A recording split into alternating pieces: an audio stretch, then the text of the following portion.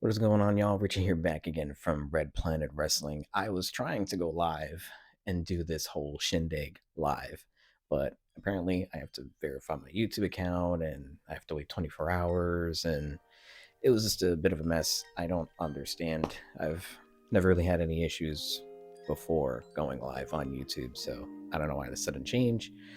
Whatever. No big deal. We're going to be talking about Saturday night's main event. I was going to do the review last night, but in all honesty, I was just being lazy. I was having a bit of a date night anyways, so. Anyways, excuses. So, the show started off just relatively fast. I will be completely honest, I didn't watch the first iteration of Saturday night's main event that they brought back when they had it in Long Island. I was busy that day and I just didn't bother to go check it out, so I didn't see how it was structured. I also had no idea that there would be commercials, but I probably should have assumed so, considering it was a simulcast on Peacock and NBC. I was watching it on Peacock, of course, but I thought maybe with like the whole subscription thing, they'd have no commercials. I don't know, whatever. It wasn't too bad. It basically just felt like another televised sort of like show, whether it was like Raw, SmackDown, or whatever the case may be. But it started off relatively just right off the bat. So we had Jesse Ventura and Joe's Tessitore just, open up the show. Jesse had a Public Enemy hat, which was pretty dope. And then it just went right into the first match, which was for the Women's World Heavyweight Championship between Rhea Ripley and Nia Jax. Pleasantly surprised by this match, honestly. I wasn't expecting much going in. I'm not the biggest Nia Jax fan, I'll be completely honest. I'm pretty sure she's a very spectacular person outside the ring. It's more so the character and the in-ring work. But I guess when you put her with the proper dance partner, she does pretty well. I mean, she's had some fairly decent matches with Bayley in the past and whatnot. And I think she had like a one random banger with Ronda Rousey. I think it was like Money in the Bank or something like that. But her and Rhea Ripley had a freaking fun opening match. So I felt like it was kind of hard for the following match to follow the opener. And we'll get to that in just a second. But Rhea Ripley and Nia Jax have tremendous chemistry. Rhea Ripley, again, I keep forgetting how strong this woman is. Just she hit her with like an electric chair, and then like they did a code red spot, which was incredible. Really fun stuff. I wouldn't mind seeing them run it back again, to be honest. And thinking about this match last night or after it finished, I was having a hard time trying to remember their first encounter, or their previous encounter rather, at Elimination Chamber in Perth, because they also had a match with each other for the title over there. But this match was just so much fun. So I kind of want to go back and revisit it and see how that went as well, if it was just as fun. But wouldn't mind seeing them run it back, to be quite honest. After that match, we had Braun Breaker and Sheamus for the Intercontinental Championship, which I was pretty surprised that they threw that in so quickly, especially after like a title match. I mean, there wasn't a whole lot going on this card, but I feel like maybe they could have done the contract signing prior to this match between Cody Rhodes, Kevin Owens, and of course the hometown hero Shawn Michaels being there as like the officiator, which we'll get to in a sec as well. But Sheamus, Braun Breaker, I felt like it was really hard for them to kind of follow Rhea Ripley and Nia Jax, which is awesome. They put a statement on it, so that was kudos to the ladies. But that's not to say the match was bad, because it wasn't. It was actually a lot of fun. There were some pretty good spots. It was physical, especially that one point where Sheamus jumped off of the steel steps and Braun Breaker just hit him with the spear in midair, and it just looked like it knocked the wind out of him, which is pretty rad. But yeah, Sheamus comes up short again. I wouldn't be surprised if they're keeping or saving the Intercontinental Championship win for Sheamus for WrestleMania. I don't think that this is the last time we'll see those two interact, or Sheamus going for that title. This is the one that's just eluded him, so they really seem to be feeding into that story. So interested to see where that goes. I wouldn't mind, again, seeing Sheamus win that title finally, because then he'll be like super Grand Slam. He'd have pretty much won everything. Minus, of course, the Undisputed Championship, which is, around the waist of Cody Rhodes, or the current World Heavyweight Championship, which is around the waist of Gunther.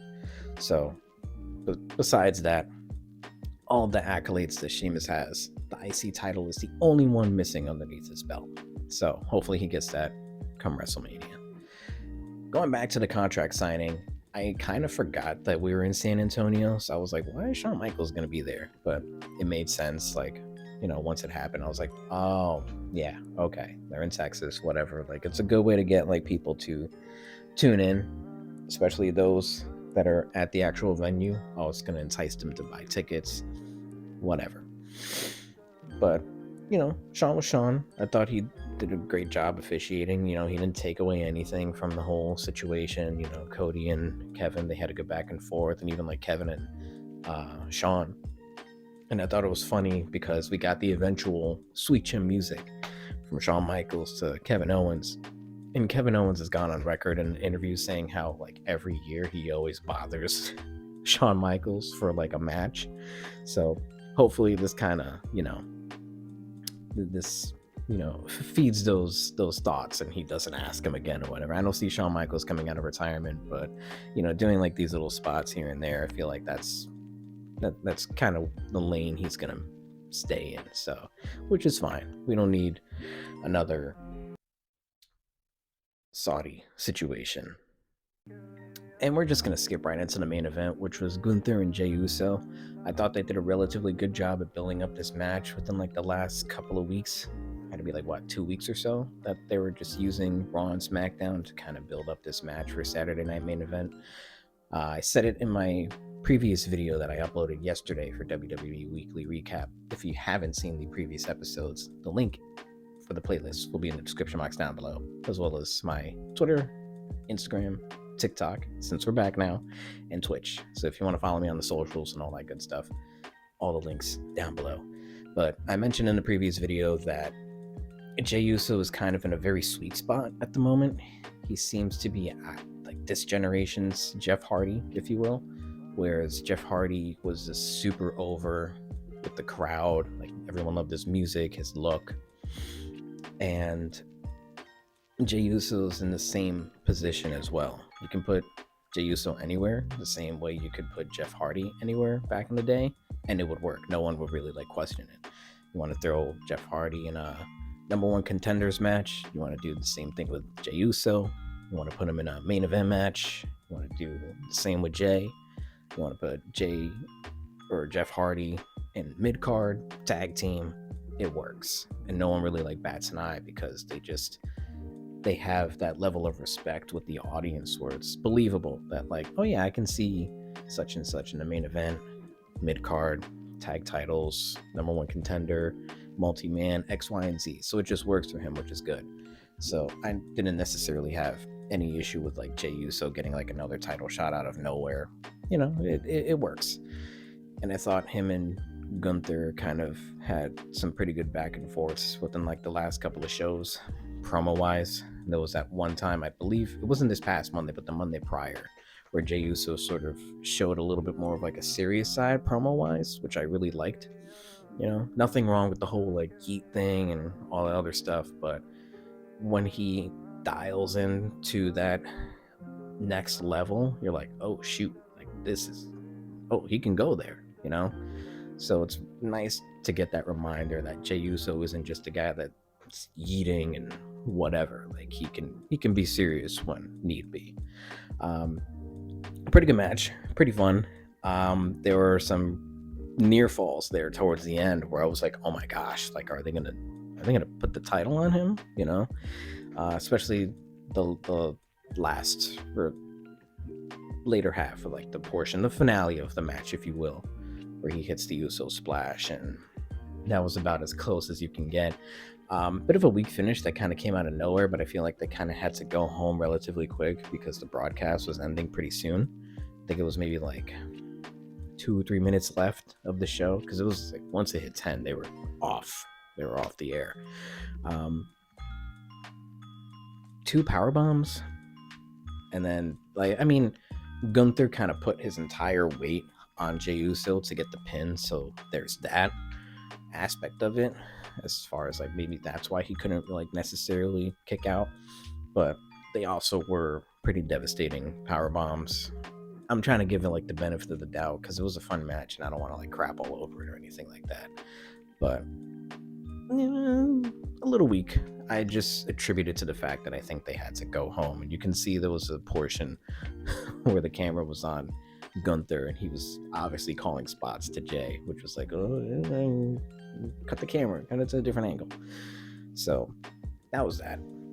Kind of had like a little bit of like showing of like respect, or like Gunther had like a look on his face and was like, oh crap, like we went to war type deal, or like he bought the fight or whatever. So do we get that match again later on down the road?